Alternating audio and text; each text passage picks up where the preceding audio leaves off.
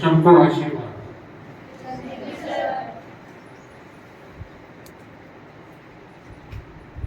मुझे वैसे तो कई दिन से आभास था कि मोहम्मद पुरिया काफी उत्साहित है और रात तो तसल्ली हो गई थी।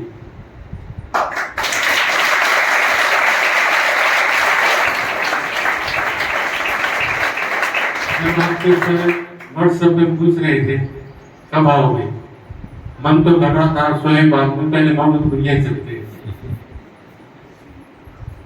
और सुबह जब हम 6-7 से चले तो यहाँ पर 5 बार फोन आ गए।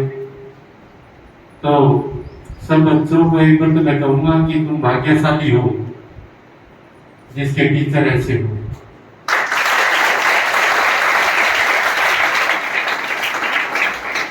करके मैंने नैप भी देखी, बड़ी अच्छी लगी। अब आप सोच रहे होंगे सर बेबॉस में बात क्यों कर रहे हैं, लग रहा है ना, क्योंकि बॉस में बात करेंगे इमरान जी। मैं तो वैसे ही बात करने के लिए वैसे सर ने बोल दिया तो खड़ा हो गया। तो स्कूल अच्छा लगा, वातावरण अच्छा लगा और सर की लाइब्रेरी और सर का जो एक्टिव पन है वो बहुत ही अच्छा लगा।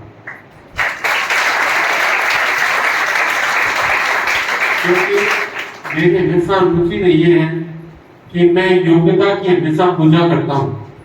जो भी मुझे योग्य आदमी मिलता है वो मेरे लिए देवता समान हो जाता है। तो इसके लिए एक बार सभी बच्चे तालियां।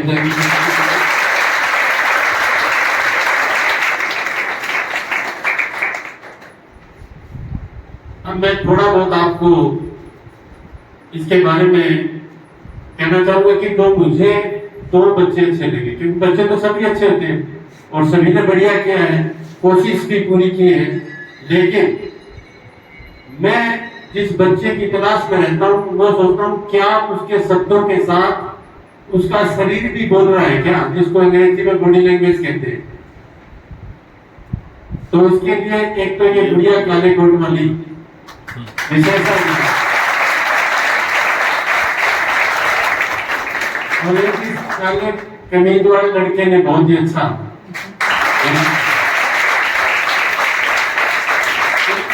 दोनों बच्चों की बच्चे सभी बढ़िया बोले, लेकिन कहीं कहीं लाइन तो खींचनी होती है, बाकी नाराज मत हो जाना, हम नहीं बोले। ये बच्चे ऐसा बोल रहा था जैसे ये खुद ही संसद में बैठे और इनकी जुम्बारी है ऐसी ऐसा दिखाना, यानी इनके शब्दों में उसकी बॉडी लैंग्वेज आ रही थी। मैं इन बच्चों का उदाहरण आपको क्यों दे रहा हूं, इसमें भी मेरा स्वार्थ है, क्योंकि बिना स्वार्थ के मैं कोई बात नहीं करता कभी। हो सकता है आपका आगे नंबर पड़ जाए, क्योंकि इस ब्लॉक में आपका पहला स्कूल हम आए हैं, देखिए आपका ब्लॉक में नंबर पड़ जाए तो आपको ये देखना है कि जो ये बच्चे बोले इनको फॉलो करना, इनकी भाषा को फॉलो करोगे आप, जो ऐसे बोले। और एक मैं सर से भी कहूंगा कि आप खुद निरीक्षण करके किस बच्चे को कहां बिठाना है ये आप पता लगेगा। कल आपने डीएसएल की मूवी मैंने देखी थी, उसमें और आज में भी फर्क है। फर्क ये है कि जब हम परीक्षा के लिए बैठते हैं और घर बोर्ड टेस्ट देते हैं तो रात दिन का फर्क होता है। तो जब आप हमारे सामने बैठे हो बोल रहे हो और कल बोल रहे थे, इसमें थोड़ा फर्क आया है और आपने खुद ये निर्णय लेना है कि किस बच्चे का स्थान कहां बदलना है। एक बच्चा ये यहाँ खड़ा कभी हंस रहा है कभी मुस्कुरा रहा है, हम तो यहीं के हैं। यदि कोई आउट ऑफ डिस्ट्रिक्ट नेशनल में कभी नंबर पड़ गया तो ये नेगेटिव बात है, ये आपने ध्यान रखना है। एक ये सफेद कमीज वाली लड़की, ये मुझे समझ में ही नहीं आया कि इसको मैं क्या कहूं। कभी तो बहुत अच्छा बोल रही है, कभी इसकी सुई बिल्कुल नीचे आ जाती है। कभी शुरुआत बहुत बढ़िया कर रही थी, फिर धीरे धीरे बोलती बोलती अपनी जगह वापस आ रही थी। तो इसका मुझे पूरा अंदाजा नहीं हो पाया। अच्छी कोशिश करके बोलती बोलती लास्ट में जाके नीचे आ रही थी। तो बैठ जाइए बेटे एक बार। अब आप जो संसद का कार्यक्रम ये कर रहे हैं, संसद के कितने भाग हैं? कितने भाग हैं संसद के? कौन कौन से? राष्ट्रपति, राज्यसभा और लोकसभा। ठीक है, बढ़िया। और आप कौन सी सभा का पार्ट अदा कर रहे हैं? लोकसभा का। लोकसभा में कितने सदस्य होते हैं? एमपी कितने चुने जाते हैं? पॉलिटिकल साइंस के बच्चे ऊपर हाथ करना एक बार। पॉलिटिकल साइंस के बच्चे भी नहीं है और टीचर भी नहीं है, फिर भी आपने संस्कृत के 3 पार्ट बता दिए। ये तो पॉलिटिकल साइंस वाले भी नहीं बता पाते कई बार।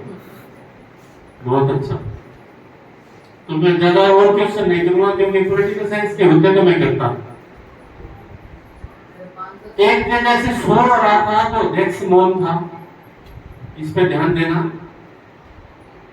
शोर करे तो अध्यक्ष को बोलना चाहिए संसद में शांति बनाए, सभा में शांति बनाए रखें, इस प्रकार का व्यवहार ना करें, ये लोकतंत्रीय व्यवस्था के लिए अच्छा नहीं है। और एक जैसे बैल में बच्चे आगे थे तो हमें क्या करना है? युवा संसद क्यों कराई जाती है? लोकतंत्र में जोर को भरने के लिए, डेमोक्रेटिक क्वालिटीज भरने के लिए, और वो डेमोक्रेटिक नहीं है, वो हमारे सांसद करते हैं। अब मेरे को एक प्रश्न बताओ, राजनीति अच्छी होती है या बुरी होती है? जब एक मंत्री या बोल रहा है कि आप तो राजनीति कर रहे हो, तो उसका भाव क्या था? क्या भाव हुआ उसका? बेटा बोलो, यहाँ कुछ नहीं। एक तो है ना, एक तो आप बोलना शुरू करो। आप गलत बोल रहे हो, कोई फर्क नहीं पड़ता, आप बच्चे हो। हाँ। जब ये लड़की बोली थी आप राजनीति क्यों कर रहे हो, तो उसका क्या भाव था?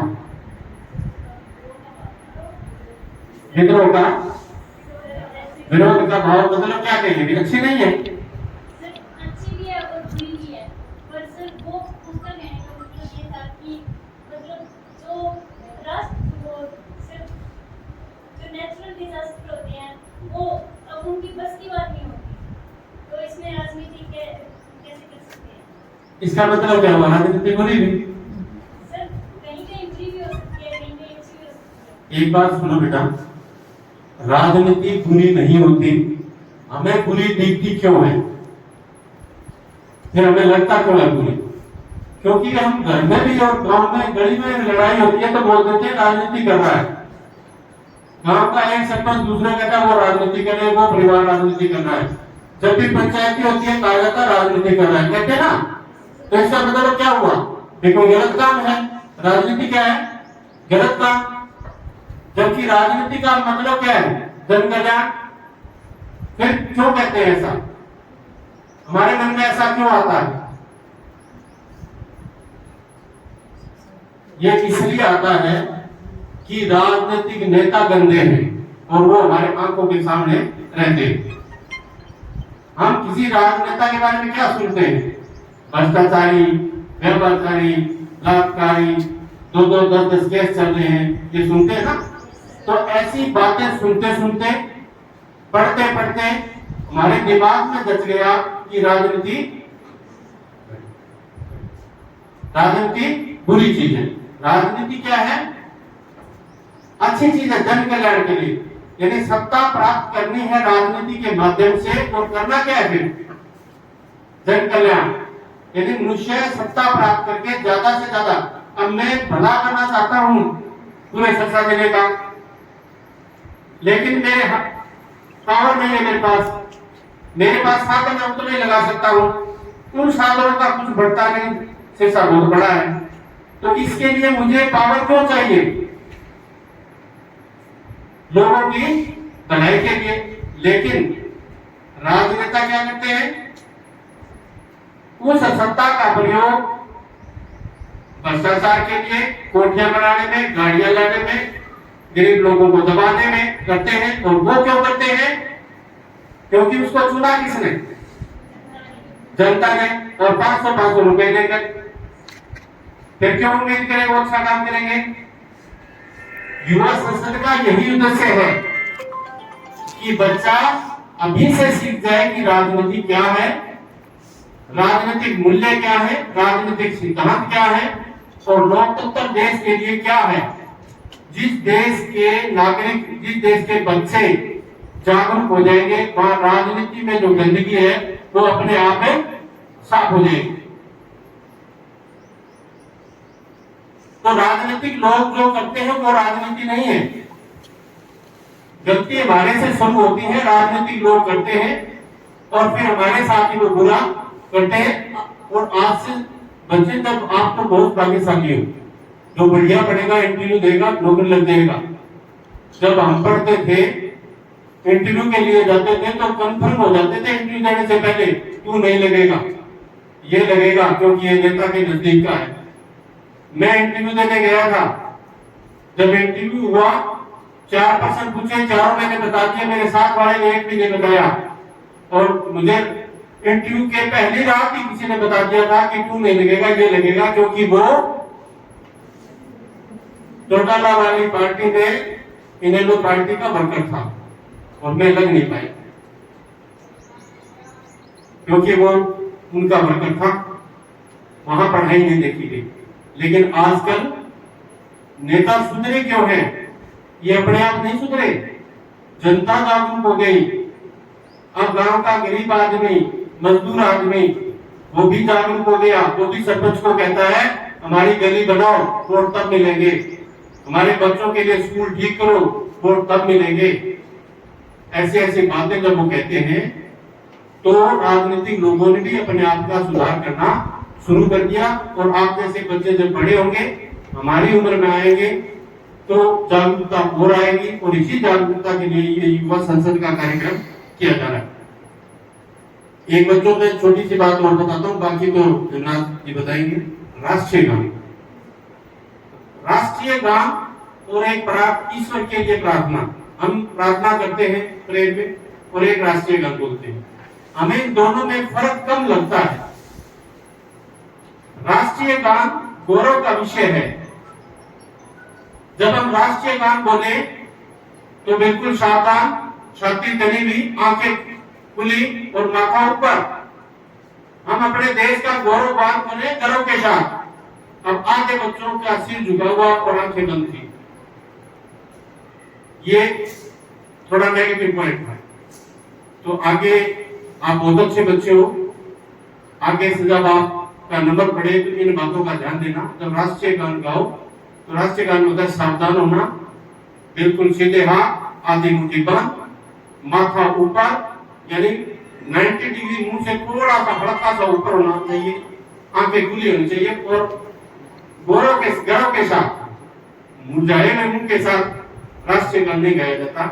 हाँ, इसके अलावा जब ईश्वर की पूजा करें तो माथा झुका हुआ, आंखें बंद और ईश्वर के चरणों में वंदना, यानी हे ईश्वर, हम आपको अपना पूरा शरीर न्यौछावर करते हैं, आप हमारे पर दया दृष्टि करो। तो ये फर्क है ईश्वर की प्रार्थना का और राष्ट्रीय गान का। मुझे उम्मीद है आप सब बच्चे आगे से ध्यान रखेंगे। मैं आपको इसलिए बता रहा हूँ क्योंकि हर कोई स्टूडेंट होता है, हर कोई टीचर होता है। जब मैं किताब पढ़ता हूँ तो मैं भी स्टूडेंट हूँ, आप जब किताब पढ़ते हो आप स्टूडेंट हो। और जब आप अपने भाइयों को, छोटे भाई बहन को, गिले वाले को जब बता रहे हो तो आप उसके टीचर हो। अब आपका स्कूल ये 9 से 12 लगता है, तो 12वीं के जो बच्चे हैं वो अपने आप में 9वीं के टीचर हैं, यानी जो वो करेंगे उनका प्रभाव, जो 11वीं 12वीं का बच्चा जो करेगा उसका प्रभाव किस पर पड़ेगा?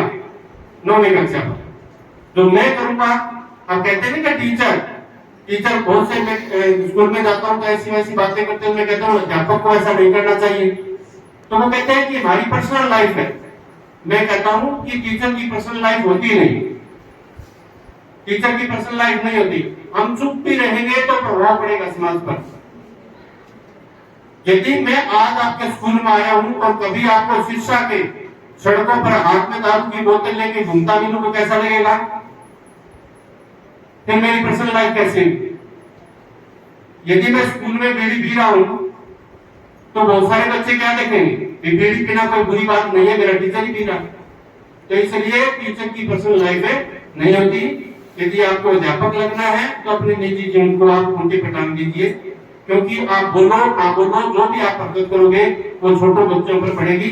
वैसे ही जैसे 11वीं 12वीं का बच्चा यदि गलत हरकत कर रहा है, सरकारी संपत्ति को नुकसान पहुंचा रहा है, बेंच तोड़ रहा है, टीचर के साथ बदतमीजी कर रहा है, तो आप 9वीं के बच्चों को सिखा रहे हो बेटा ये काम करो। और यदि 11वीं 12वीं की क्लास अनुशासित है तो 9वीं का बच्चा 10 दिन में जैसे प्रवेश करेगा उसे पता लग जाएगा ये स्कूल मंदिर है और मेरे जो अध्यापक है वो देवी देवता के समान मुझे ज्ञान देने वाले, मेरे जीवन को सुधारने वाले हैं, मेरे माँ बाप के बराबर उनका कद है। तो वो भी धीरे धीरे आपके जो जिन कदमों पर आप चल रहे उस पर वो चलने लगेगा। छोटी सी बात और बताता हूँ, टेक्स्ट बुक पढ़ना शुरू कर दो। जहां भी जाता हूँ वहां कहता हूँ गाइडों को एक बार घर छोड़ दो, टेक्स्ट बुक पढ़ो और फिर गाइड का नाम होता है हेल्प बुक, उसको मेन बुक नहीं बनाना, उसको हेल्प बुक रखो। पहले किताबें पढ़ो, टीचर से पूछो, समझ में ना आए तो हेल्प बुक देख लो, कोई बात नहीं, कोई बुराई नहीं है हेल्प बुक पढ़ना, लेकिन पहले टेक्स्ट बुक। यदि आपने अब टेक्स्ट 9 से 12 में नहीं पढ़ी तो आपको बीए करने के बाद पढ़ना पड़ेगा सिविल नौकरी लेने के लिए, और फिर आपको कोचिंग सेंटर जाना पड़ेगा, माँ बाप के पैसे लगेंगे और 9 से 12 का ज्ञान लिया हुआ तुम भूल जाओगे कैडे में। और किताबें पढ़िए तो आपको याद रहेगा, आप बीए करते ही परीक्षा में बैठोगे और खुशी से आके माँ बाप को कहोगे माँ मैं नौकरी लग गया और मैं अब आपकी सेवा के लिए तैयार हूँ। Thank you very much.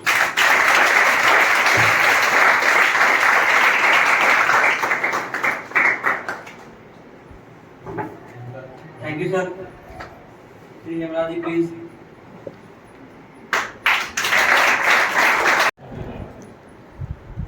तो आप लोगों ने जीता क्या है? आप लोगों ने आज हमारा दिन जीता। सबसे पहले जैसे हमने आपका सेटअप बहुत अच्छा है, बहुत बड़ी आप लोगों ने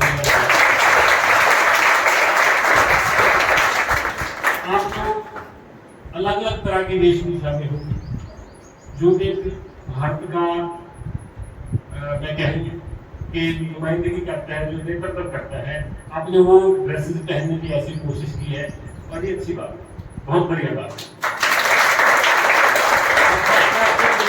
कोशिश की है कि हम एक नेता हैं और यहाँ से हम इस स्टेज से हैं, यह हमारा एक अलग से पहचान है, हम अलग राज्य से हैं, वो मुझे बहुत अच्छा है। इसके साथ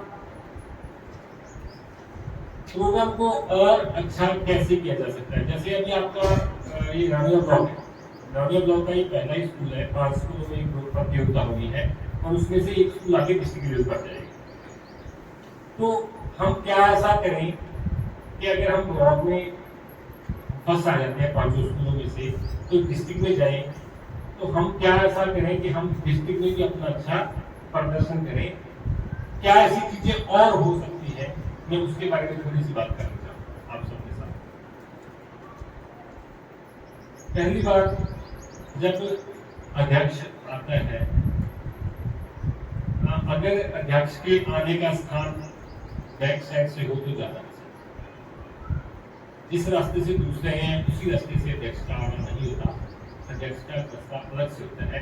अध्यक्ष का पीछे क्रेस्ट रूम होता है, वहाँ होता है, और जैसे ही बताया था कि एक मार्शल पहले आके कॉरम देखता है, उसके बाद वो जाकर कहता है कि कॉरम पूरा है, अब आप आइए, तो फिर वो अध्यक्ष आता है। जब सारे आ जाते हैं उसके बाद आपने भी ऐसा किया, आया अध्यक्ष वहाँ से, लेकिन उसी के इसकी बजाय अगर इधर से पीछे बैठे होते, यहाँ से आते तो ये ज़्यादा अच्छा होता और ये इस चीज़ के आपको ज़्यादा बेनिफिट मिलता है।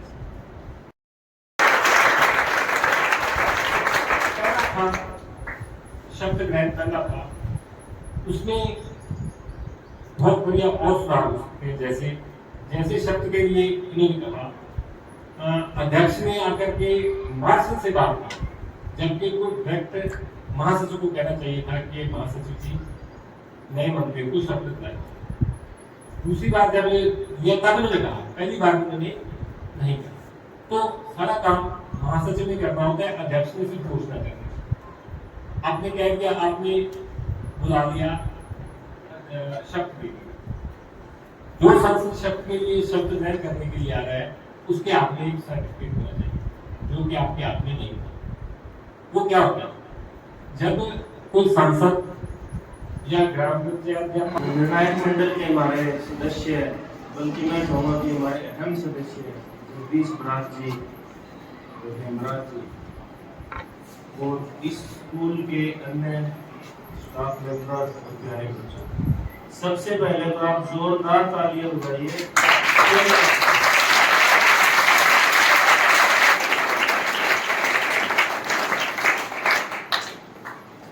सबसे कहते हैं ना कि जो first impression is the last impression. तो जैसे हमने सेटअप देखा, मैं डाइटिंग की तरफ से डॉक्टर अनिल इस पूरे प्रोग्राम का जो इंचार्ज हूँ मैं, 35 स्कूल के लोग के अपने पास स्कूल ये है। तो आपको बताया हर साल ये प्रोग्राम हम करवाते हैं डाइटिंग की तरफ से, एससीईआरटी के निर्देश होते हैं। तो इससे पहले शायद आरोही स्कूलों को इस प्रोग्राम में कभी शामिल किया नहीं गया। तो इस बार हमने ये सोचा कि क्यों ना इस बार हम जितने हमारे 6 के 6 आरोही स्कूल ऐसे जिला के उनको भी इस प्रोग्राम में शामिल किया जाए। यहाँ का हमने सेटअप देखा, कल व्हाट्सएप पे मैं भी जुड़ा हूँ, DRU में हमारी डाइट के उसका एक ग्रुप है जिसमें हम इंफॉर्मेशन शेयर करते रहते हैं। तो जैसे ही आपका मैंने सेटअप देखा, मेरा मन हुआ कि कल मैं मोहम्मदपुर जाऊँगा जरूरी, क्योंकि लेटर में आपने देखा होगा कि 1 faculty member from diet will observe. तो हमें जैसे समय मिलता है हम ऑब्जर्व के लिए आ जाते हैं, अदरवाइज डाइट में भी बड़े काम होते हैं, ट्रेनिंग चली होती है, हर जगह नहीं पहुँच पाते। लेकिन आज हमारा मन था कि हम यहाँ आए, क्योंकि जैसे मैंने कहा कि फर्स्ट इम्प्रेशन है। तो आपका सेटअप देखा, सर का अपन देखा, बार बार ये बोल रहे थे कि सर आओ आओ, कब आ रहे हो, हम पल के बिचारे बैठे हैं, ये ना हो। तो इनका हमने बात सुनी, हमें बड़ा अच्छा लगा। फिर मैंने हेमराज जी कहा, जी मैं आपके साथ कल चलूँगा, मोहम्मदपुरिया चलते हैं।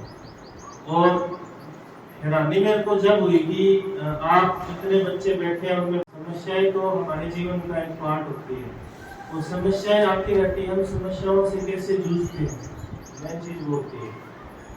तो उस स्कूल में जाते हैं, हमें लगता है, देखते लगता है कि फॉर्मेलिटी हो रही है, कुछ खास नहीं है।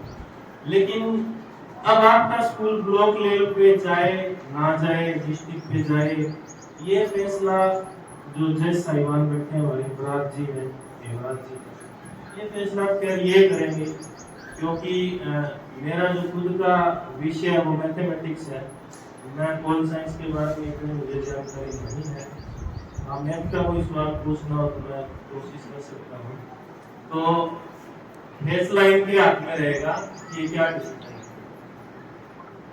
हाँ, सर ने जो आपको पॉइंट बताया कि इन पॉइंट्स पे अगर आप काम करोगे, तो अगर आप इन केस अगर आप ब्लॉक लेवल पे जाते हो, तो अगर आप उन पॉइंट्स पे काम कर लो जो सर ने आपको बताया, तो मैं मानता हूँ कि आप जिला स्तर पे विजयी बन सकते हो। क्योंकि 35 स्कूल है और कंपटीशन बड़ा है। लेकिन अच्छी बात ये है कि आपने तैयारी बड़े सच्चे मन से की और आपकी तैयारी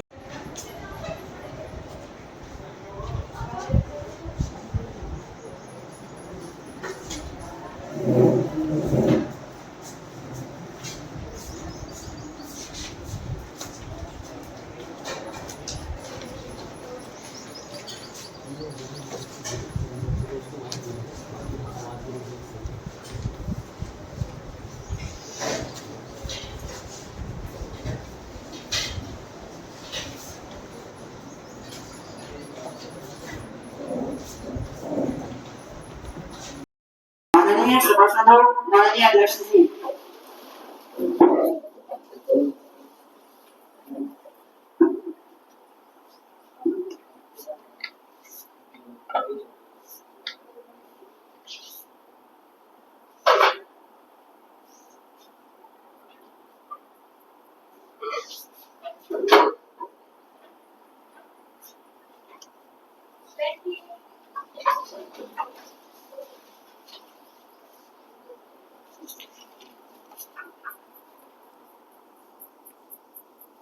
भी सभासदों में बाहर से आए हुए सभी मेहमानों का सदन में पधारने पर हार्दिक स्वागत करती हूँ तथा आज की कार्यवाही शुरू करने की घोषणा करती हूँ। महासचिव जी नवनिर्वाचित सांसदों को शपथ ग्रहण करवाई जाए। मैं अम्बाला लोकसभा क्षेत्र से नवनिर्वाचित सांसद कुमारी कशिश को शपथ ग्रहण करने के लिए आमंत्रित करती हूँ।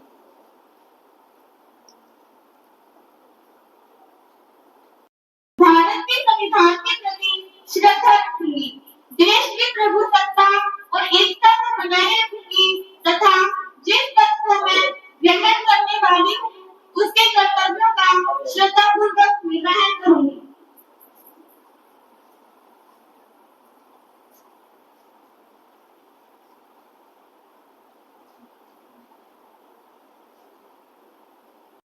Upon that I declare true faith and allegiance to the Constitution as per the law established, that I will uphold the virginity of India and that I will faithfully discharge the duty upon which I am about to enter.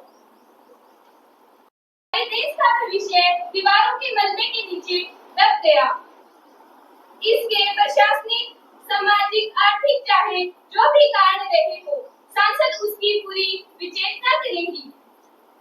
परमात्मा मृतक बच्चों की आत्मा को अपने चरणों में स्थान दे।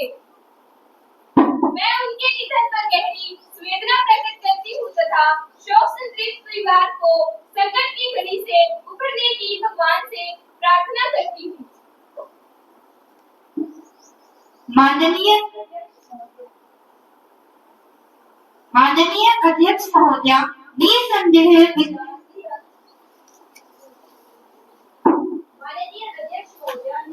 विद्यार्थी राष्ट्र के पूंजी होते हैं और आज झालावाड़ के जाने की जंग खेलने के कारण हमने अपने देश की अद्भुत सफलता खो दी है। मैं समूचे राष्ट्र की ओर से दुखद आत्माओं की शांति के लिए परमपिता परमात्मा से प्रार्थना करती हूँ। माननीय अध्यक्ष जी, दुर्घटनाएं तो प्रतिदिन होती हैं, परंतु वर्तमान में जो यादव घटना परिवार को भेज दिया जाएगा। प्रधानमंत्री जी, आप अपने नए मंत्रियों का सदन से परिचय करवाएं। अध्यक्ष महोदया, मैं आपसे और आपके माध्यम से अपने राष्ट्र को सदन से परिचय करवाना चाहती हूँ। नवनियुक्त गृह मंत्री कुमारी कशिश जो कि अम्बाला क्षेत्र से सांसद हैं। नवनियुक्त रक्षा मंत्री कुमारी रोमिका जो कि लखनऊ क्षेत्र से सांसद हैं।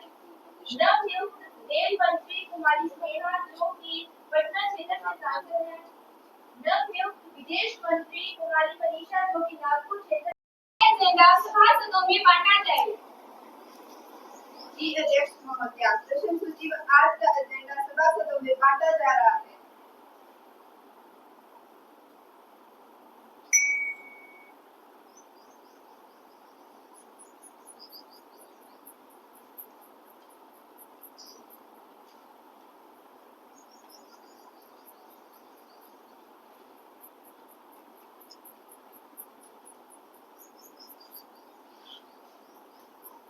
अब प्रश्नकाल आरंभ होता है।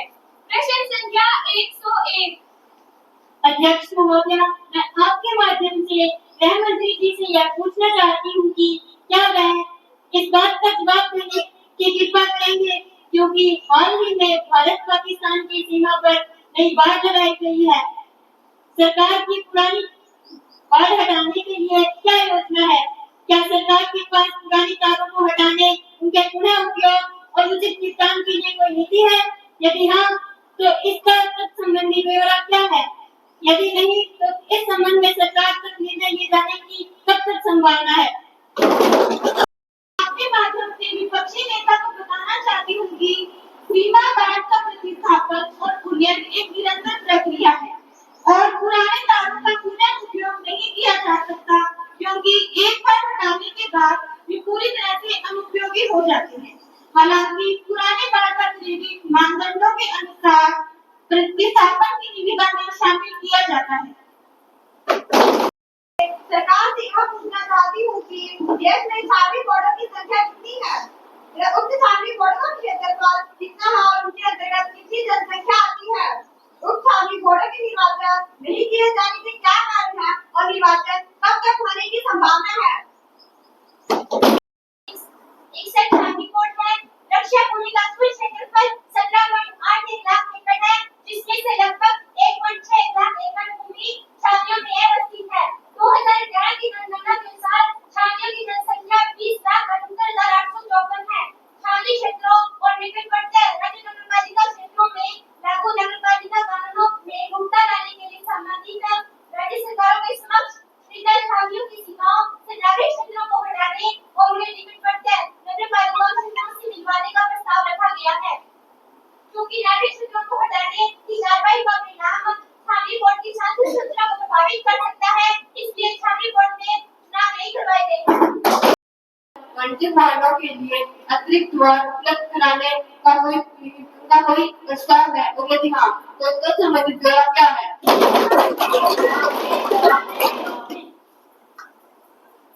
माननीय अध्यक्ष महोदय, मैं आपके माध्यम से विपक्ष को बताना चाहती हूँ कि जी हाँ, सरकार ने 17 जून 2025 को प्रकाशित राज्य मंडल संशोधन अधिसूचना संख्या 7/388 के तहत राष्ट्रीय राजमार्ग शुल्क दरों का निर्धारण और संग्रहण नियमावली 2008 में संशोधन कर दिया है। संशोधन गैर व्यावसायिक कारों, जीपों और वैन के लिए वार्षिक पास की शुरुआत करता है, जो 15 अगस्त 2025 को लागू होगा। राज्य मंडल अधिसूचना के अनुसार कोई भी व्यक्ति जो गैर व्यावसायिक उद्देश्य के लिए पंजीकृत एक यांत्रिक वाहन का मालिक है और जिसके अध्यक्ष महोदय, क्या सामाजिक न्याय और अधिकारिता मंत्री यह बताने की कृपा करेंगे कि क्या सरकार का राष्ट्रीय पिछड़ा वर्ग आयोग द्वारा हाल ही में प्रस्तुत एनसीबीसी आर्थिक सर्वेक्षण रिपोर्ट को सार्वजनिक करने का प्रस्ताव है, और यदि हाँ तो कब तक, और यदि नहीं तो इसके क्या कारण है? माननीय अध्यक्ष महोदय, मैं आपके माध्यम से विपक्ष को बताना चाहूंगी कि राष्ट्रीय पिछड़ा वर्ग आयोग एनसीबीसी ने सूचित किया है कि उनसे कोई सामाजिक आर्थिक सर्वेक्षण नहीं करवाया है, तो बात का प्रश्न ही नहीं उठता। अब प्रश्न का दूसरा प्रश्न मिस्टर आदित्य। माननीय अध्यक्ष महोदय, आपके माध्यम से इंतजार करती है और फिर उसके समाधान के बारे में सोचती है। उत्तराखंड, हिमाचल प्रदेश, महाराष्ट्र, गुजरात, बिहार समेत 9 राज्यों में बाढ़ की स्थिति बनी हुई है। उत्तराखंड के टिहरी, चमोली और रुद्रप्रयाग में बादल फटने से 23 लोगों की मौत हो चुकी है। बीते 12 दिनों में केरल में मरने वालों की संख्या 113 पहुंच चुकी है। पंजाब में सतलुज व कृष्णा नदी और गोदावरी नदी आंध्र प्रदेश में खतरे के निशान से ऊपर बह रही है। असम में मरने वालों की संख्या 15 लाख पहुंच चुकी है। किसानों की फसलें व लोगों की पशु मकान तबाह हो रहे हैं और सरकार सो रही है।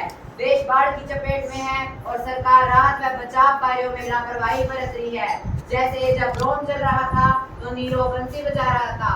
राष्ट्रीय आपदा आने के बाद सरकार भी कुछ ऐसा ही कर रही है। माननीय अध्यक्ष महोदय, मैं आपके माध्यम से सदन को बताना चाहती हूँ कि बाढ़ जैसी प्राकृतिक आपदा से निपटने के लिहाज से आपदा राहत निधि के जवानों को राहत कार्य में लगाया गया है। खाद्य एवं नागरिक आपूर्ति मंत्रालय को भी भोजन की सामग्री की व्यवस्था करने के निर्देश दिए गए हैं। प्रभावित क्षेत्रों में डॉक्टरों की टीम में दवाइयां मुहैया करवाई जा रही हैं। केंद्र सरकार ने अपनी ओर से सेना, सीमा संगठन में एनडीआरएफ की टीम को भी राहत कार्य में तेजी लाने के निर्देश दिए हैं। विपक्ष बाढ़ जैसे संवेदनशील मुद्दे पर भी राजनीति कर रहा है। विपक्ष हर साल बाढ़ पर सवाल उठाता है, लेकिन जब इनके पास सत्ता थी तब न इन्होंने योजना बनाई और न ही समाधान निकाला। जुर्माने की राशि में भी 10 गुना से ज्यादा वृद्धि करती है, जो गरीब जनता पर भारी बोझ डाल देगी। सरकार को केवल अपना राजस्व दिखाई देता है, लोगों की तनख्वाही नहीं। माननीय अध्यक्ष महोदय, बच्चे किसी भी राष्ट्र की अमूल्य धरोहर होते हैं। वे देश के भावी कर्णधार होते हैं। यदि उनका खून सड़कों पर बहता रहे तो